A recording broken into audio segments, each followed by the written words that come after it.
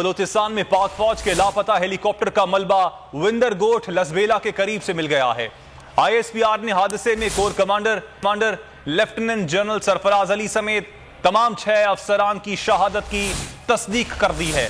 آئی S P R کے مطابق ہیلی copter flood relief operation پر مامور تھا۔ ابتدائی تحقیقات کے مطابق حادثہ خراب موسم کے باعث پیش آیا۔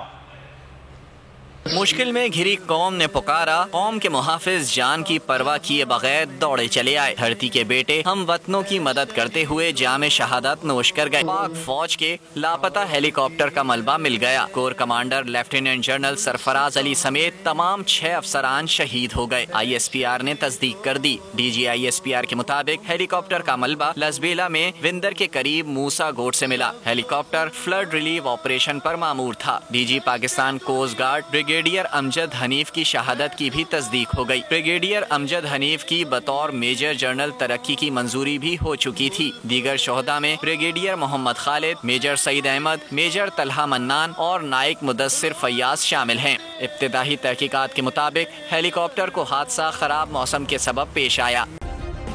سبسکرائب کریں اور بیل دبائیں تاکہ کوئی خبر رہ نہ جائے۔